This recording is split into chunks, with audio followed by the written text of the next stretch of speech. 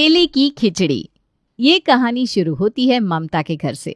ममता के 2 बेटे थे। दोनों की शादी कर ममता बिल्कुल निश्चिंत हो चुकी थी। ऊपर घर, नीचे दुकान। ममता का परिवार एक मिडिल क्लास परिवार था, पर जो भी था उससे वो बहुत खुश थे। कितनी बार बताना पड़ेगा तुझे निशा, तेरे जेठ जी को खिचड़ी से एसिडिटी हो जाती है, फिर क्यों बना ली तुमने खिचड़ी? खिचड़ी तो बीमार भी खा सकते भाभी, खिचड़ी से एसिडिटी नहीं होती भैया को। खिचड़ी खाने के बाद भैया जाकर चाय पी लेते हैं, उसके बाद कोल्ड ड्रिंक और फिर सो जाते हैं। अब गरम ठंडा साथ में पीने से तबीयत तो बिगड़ेगी ना। और सभी के लिए खिचड़ी बनाकर दही, अचार, पापड़ के साथ निशा रेडी कर लेती है। बन गया खाना? दो, मैं जाकर बाहर सभी को सर्व कर देती हूँ। सब कब से खाने के इंतजार में बैठे हैं। मैं किचन में क्या करूँगी भाभी, चलिए मैं भी बाहर चलती हूँ। अब खिचड़ी बनाने में तूने जो कुकर लिया था उसे साफ कौन करेगा? जाकर धोकर साफ कर दे। इतने बर्तन बार बार मैं नहीं धो सकती, ऐसे भी इतनी ठंड है और चीरों को पढ़ाना भी पड़ता है मुझे। ज्योति बाहर जाकर सभी को निशा की बनाई खिचड़ी परोस देती है। आहा, क्या खिचड़ी बनाई है निशा ने, मजा आ गया भाई। ये लोग क्रेडिट भी नहीं ले पाई, खाते ही समझ गए पापा जी की खिचड़ी निशा ने बनाई है। सही कहा जी, बहू के हाथ की खिचड़ी जैसी स्वादिष्ट खिचड़ी कोई और बना ही नहीं सकता। मुझे कोई 3 टाइम भी निशा के हाथ की खिचड़ी दे देना तो मैं तो खा लूँ। ये रेस्टोरेंट पे पैसे बर्बाद होते हैं। सही में मम्मी, निशा के हाथ का खाना खाकर मजा आ जाता है। इसीलिए तो मैंने निशा को खिचड़ी बनाने को कहा था मम्मी जी। मैंने कहा खिचड़ी तो 2 मिनट में बनती है, तुम खाने की तैयारी कर लो, बाकी बर्तन वगैरह मैं देख लूंगी। ऐसे तो काम मैनेज होते हैं ना, किसी एक पर सारा काम नहीं आना चाहिए। मैं 2 काम ज्यादा कर लूँ चलेगा, पर इतनी ठंड में उस बच्चे से बर्तन धुलवाना मुझे नहीं जमता भाई। इसी तरह तुम दोनों साथ साथ रहो तो घर भी संभला रहे। बेटों की शादी के बाद घर संवारना और घर बिखेरना बहुओं के हाथ में ही होता है बेटा। मैं हूं ना पापा जी, आप फिक्र मत कीजिए। निशा और प्रिंस मेरे देवर देवरानी नहीं, मेरे बच्चे समान है। रात को डिनर के बाद सभी अपने कमरे में चले जाते हैं। और कितने दिन मैं ये सब बर्दाश्त करूंगी? मुझे अपने बेटे के भविष्य बारे में सोचना है, तुम तो सोचोगे नहीं। अरे भाई, मेरे दिमाग में सब सेट है, तुम बस सबके सामने अच्छी बनी रहो, बाकी सब मैं देख लूंगा। क्या देख लोगे तुम? बाहर सभी के सामने निशा के हाथ के बने खाने की तारीफ करने की क्या जरूरत थी? कर रहे थे ना सब उसकी खिचड़ी की तारीफ, अब उसी से खाना बनवाना। मुझसे तो कहते हो खिचड़ी निगली नहीं जाती। अरे सभी के सामने दिखावा तो करना पड़ेगा ना कि मेरे लिए मेरा भाई और उसकी बीवी कितने ज़रूरी है, तभी तो सबका विश्वास जीत पाऊंगा। अगली सुबह बिजली का बिल लेकर विकास अपने घर लौटता है। मुझे तो लगा था ठंड में बिजली बिल कम आएगी, पर ये तो इस बार डबल आ गई। मैं कहता हूँ ज्योति तुम्हें कि हीटर ज़रा कम चलाया करो, 4000 बिजली का बिल आया है। 2000 मैं दे देता हूँ भैया। अरे तू क्यों आधा बिल देगा? तेज बनेगा ज्यादा ना तो मारूंगा एक थप्पड़, ठीक हो जाएगा। तुम दोनों कितनी ही बिजली लगा देते हो। अरे बड़ा भाई हूं मैं तुमको दूंगा या तुमसे लूंगा? अरे दे रहा है पैसे प्रिंस, तो देना देना बेटा, कमाता भी तो है वो। क्या कमाता है मम्मी? वो तो मैं दुकान से जो उसके हाथ में रख देता हूँ वो लेकर चुपचाप बैठ जाता है। उसकी खुद की भी तो लाइफ है, ज़रूरत नहीं है बेफिजूल खर्च करने की। तुझे जमा कर, आगे काम आएंगे। विकास की बातें सभी के दिल को जीत लेती है। कमरे में जाकर निशा प्रिंस से कहती है, भाभी जरा गुस्से वाली है, पर भैया ना बहुत ही नरम दिल का है। भगवान ऐसा भाई सबको दे। इसीलिए तो मैं कहता हूँ निशा कि भाभी की 1-2 बात ज़रा इग्नोर कर दिया करो। अब भैया हमें जो सपोर्ट कर रहे हैं फाइनेंशियली, कोई और थोड़ी ना करेगा। ये कहकर विकास घर के नीचे के राशन की दुकान में चला जाता है और कुछ देर बाद अपने भाई को छुट्टी देने प्रिंस भी दुकान पहुंचता है। ये बार बार दुकान क्यों आ जाता है? ऐसे तो किस्सा ख़त्म ही नहीं कर पाऊंगा मैं। जाइए भैया, आपको कोई काम है तो आप कर लीजिए, मैं बैठा हूँ दुकान पर। इधर आ, मेरे पास बैठ। तो एक छोटी सी राशन की दुकान है, यही बैठकर अपना जीवन से बर्बाद करेंगे क्या? मेरी तो मजबूरी है भाई यहाँ बैठना। मेरा तो बच्चा भी हो गया है, इस उम्र में कुछ नया करने की सोच भी नहीं सकता। पर तू तो सोच सकता है ना। क्रिकेट कितना पसंद था तुझे, जा अब चालू कर दे। टैलेंट को बेकार मत कर, सारे खर्चे मैं दुकान से देता रहूँगा। भैया आज के ज़माने में इतना तो बाप भी नहीं सोचता बच्चों के लिए जो आप मेरे लिए सोचते हो। ये कहकर प्रिंस अपने भाई की गले लग जाता है और रोने लगता है। अब रोज़ प्रिंस यहाँ वहाँ अपने हिसाब से नौकरी ढूंढता या अपने सपने के पीछे मेहनत करता। अब दुकान पर 24 घंटे सिर्फ विकास ही रहता। ज़रा पानी पिलाना तो ज्योति, बहुत मेहनत हो जाती है। बहू तो आराम करने गई है बेटा, मैं ला देती हूँ पानी। कितना थक गया है तू। अरे प्रिंस को क्यों नहीं कहता दुकान में बैठने के लिए? ठीक है ना मम्मी, उसने कहा कि भैया कुछ वक्त दो, मुझे अपने सपने पूरे करना है। तो बड़ा भाई होने के नाते इतना करना तो बनता है ना मेरा। अब मुझे सोचने की ज़रूरत नहीं है बेटा। अब मुझे कुछ हो भी गया तो मेरे पीछे से तू सब संभाल लेगा। यही विश्वास तो लाना चाहता था मम्मी, आ गया विश्वास। एक रोज़ विकास अपनी माँ को फ़ोन करता है और घबराते हुए कहता है, ना रिएक्ट करना, ना किसी से कुछ कहना मम्मी। वो प्रिंस और उसके दोस्तों के बीच में झगड़ा हो गया, प्रिंस पर केस लग गया है, उसे छुड़वाने जाना होगा मुझे। तुम्हारी भी ज़रूरत पड़ेगी, आ रही हो ना कि फिर मैं ही लेकर आऊँ? और देखो घर पर कोई पूछे तो कुछ भी मत कहना, बेकार में तुम जानती हो ज्योति की आदत, फ़ौरन निशा को बता देगी और निशा की तबीयत बिगड़ जाएगी। हे भगवान, ये लड़का, मैं कह रही थी ना दुकान पर बिठा ले उसे, पर तू है कि कहाँ आना है बता। कोर्ट केस है मम्मी, तो कोर्ट में तो आना ही होगा, पर पहले तुम बैंक जाओ ताकि मैं कुछ पैसे निकालूं। अब वकील भी तो पैसे मांगेंगे। बैंक में कोई कुछ भी पूछे तो कह देना कि हाँ मुझे ज़रूरत है, किसी को क्यों बताए कि क्यों पैसे निकाल रहे हैं हम।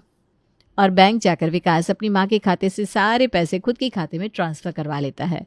कोर्ट जाकर घर और दुकान के पेपर पर अपनी माँ के दस्तखत लेकर पूरा घर दुकान अपने नाम करवा लेता है। हेलो ज्योति, मैंने घर और प्रॉपर्टी सारे पैसे सब कुछ अपने नाम करवा लिया है। अब जैसे ही मैं माँ को लेकर घर आऊँगा, तुम किसी को अंदर मत आने देना। कर दो तमाशा शुरू। सच में माँ जाने के लिए राजी भी हो गई थी? My God, I love you Vikas. और जैसे ही विकास अपनी माँ को लेकर अपने घर पहुंचता है, ज्योति अपने सास ससुर देवर देवरानी के सामान को बाहर फेंकना शुरू करती है। देख रहा है विकास कैसी हरकतें कर रही है ज्योति, समझा इसे ज़रा। ठीक ही तो कर रही है ज्योति, अब घर उसका है तो जो मर्जी करे। ममता के पैरों तले ज़मीन खिसक जाती है। जिस बेटे पर उसने इतना विश्वास किया था, उस बेटे ने आज उसे धोखा दे दिया था। प्रिंस, निशा, ममता और बिरजू सड़क पर आ जाते हैं। मैं अपने भाई को फ़ोन करती हूँ, एक बार भाड़े के घर पर तो जाना पड़ेगा। मम्मी जी, ऐसे सड़क पर तो नहीं रह सकते हम। सारी गलती मेरी है। भैया ने बोला कि दुकान में बैठना बंद कर दो और मैंने कर दिया, और पूरा दुकान उन्होंने अपने अंडर कर लिया। अरे सबसे बड़ी गलती तो मेरे हाथ हुई है बेटा, मैंने ही तो जायदाद के पेपर्स को बिना पढ़े उन पर साइन कर दिया। जो हुआ सो हुआ, आगे का सोचो बस।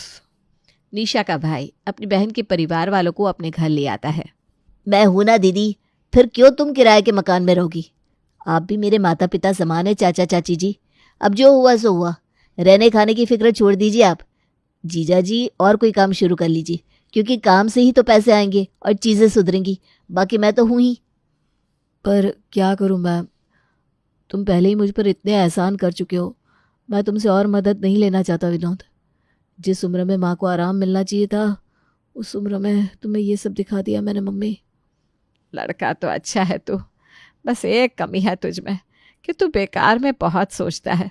शादी के 1 महीने बाद ही तेरे पापा को बहुत बड़ा नुकसान हो गया था।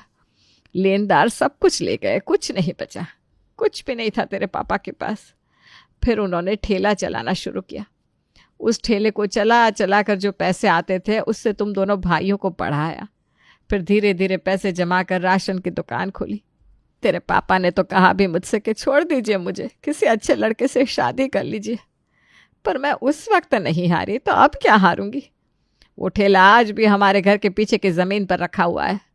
लगता है अब उस ठेले से ही श्री गणेश करना पड़ेगा। पर उस वक्त तो मैं पेठे बना कर बेचता था, अब कौन खाएगा पेठे? अरे पर मैंने कब कहा कि पेठे बेचने हैं? ठेले में हम बेचेंगे खिचड़ी। खिचड़ी? ठेले पर खिचड़ी कौन बेचता है? मेरा मतलब है ठेले पर कोई नहीं बेचता, इसीलिए तो हम बेचेंगे।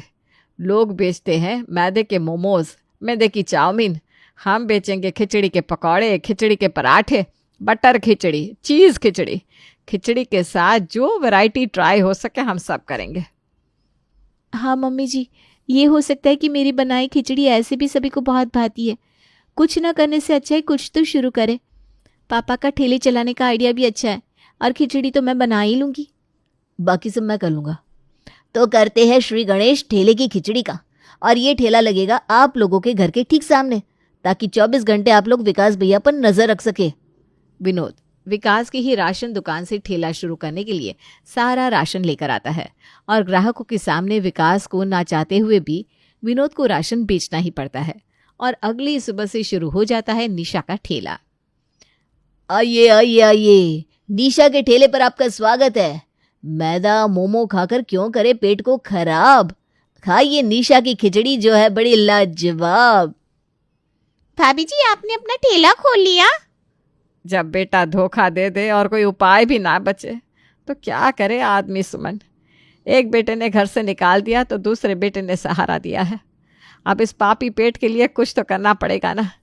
निशा के हाथों की खिचड़ी फेवरेट थी ना तेरी, अब जरा ठेले से खाकर श्री गणेश तू ही कर दे। इतने दिन मुफ्त में खाया है, इस बार पैसे देकर जरूर खाऊंगी मैं। और निशा बनाती है सुमन के लिए फ्राइड खिचड़ी विद चीज एंड बटर। वाह वाह क्या खिचड़ी बनाई है निशा। एक काम करो 2 प्लेट और पैक कर दो। और भाभी आप चलिए मेरे साथ, आसपास के सभी लोगों के घर जाकर बता देते हैं कि आपने नया काम शुरू किया है। अब थोड़ा प्रचार तो खुद भी करना पड़ेगा ना। मैंने भी पैम्पलेट छपने के लिए दिए थे, छप गए होंगे, जाकर बाहर बंटवा देता हूँ। विनोद और बिरजू विनोद के बाइक पर बैठ जाते हैं और यहाँ वहाँ निशा के ठेले के एडवर्टीजमेंट के लिए पर्चा बांटना शुरू कर देते हैं। अरे भाई प्रिंस, तेरा तो इतना बड़ा घर है, दुकान है, तू क्यों पर्चे बांट रहा है? वक्त कभी भी पलट जाता है भाई, अब बस अपने भाई की मदद कर और मेरे ठेले पर भाभी को लेकर पहुंच जा। यहाँ बिरजू और प्रिंस अपने काम में लगे हुए थे तो वहाँ निशा, अरे भाभी जी कहाँ जा रही है आप? प्रेम को मोमो खिलाने ना, क्यों बेकार में मैदे के मोमो खिलाएंगी?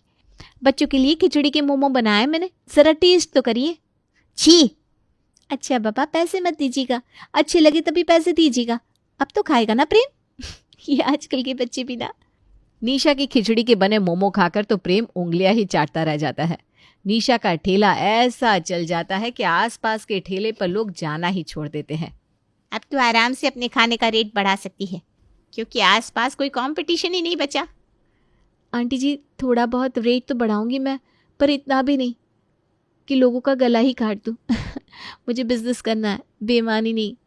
निशा के ठेले खोलने के बाद सभी के सामने विकास की असलियत आ चुकी थी।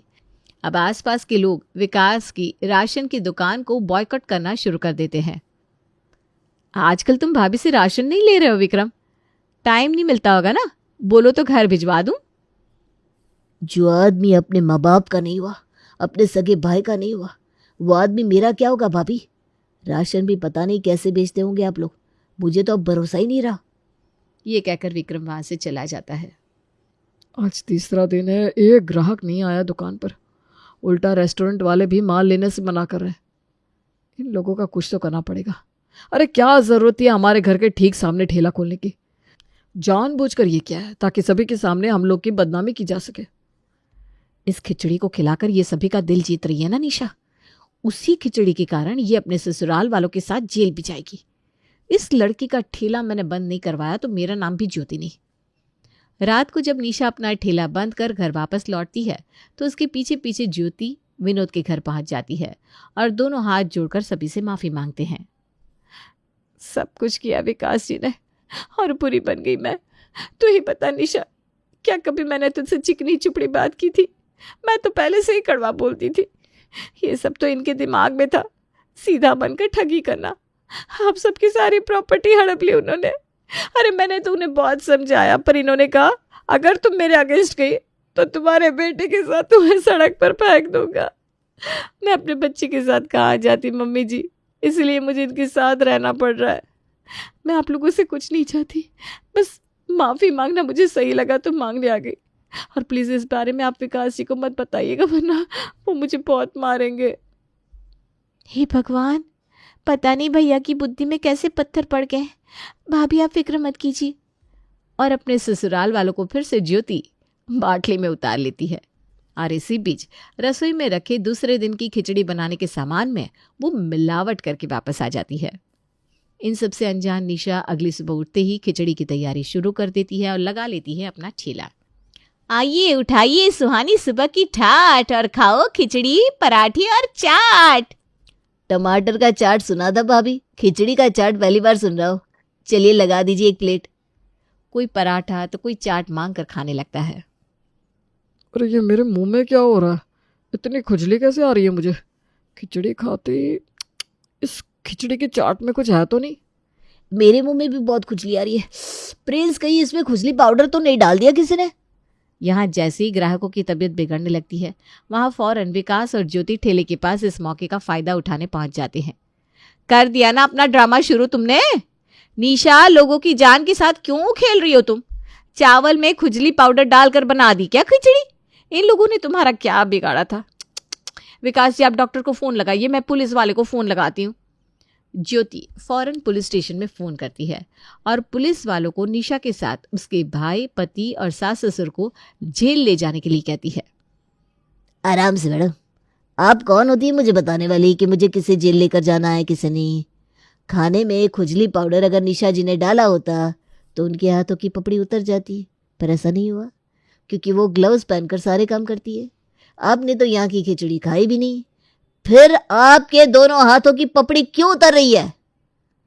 कहीं ऐसा तो नहीं कि आपने अपनी देवरानी का बिजनेस बंद करने के लिए ये खुद किया है? मतलब तू रात को हमारे यहाँ माफ़ी मांगने नहीं, ये सब करने आई थी? हाँ बेटा, ये सब इसी लड़की ने किया है। उसके पति के साथ मिलकर हमें सड़क पर ला दिया इसने, और अब हमारा ठेला भी बंद करने पर तुल गया है दोनों। पुलिस इंस्पेक्टर इस केस की जांच करते हैं और आसपास वालों का बयान भी लेते हैं, जिससे साफ साफ साबित हो जाता है कि ये सब ज्योति और विकास का किया धरा है और पुलिस ज्योति और विकास को जेल ले जाती है। ज्योति का बेटा अपने दादा दादी और चाचा चाची के साथ रह जाता है।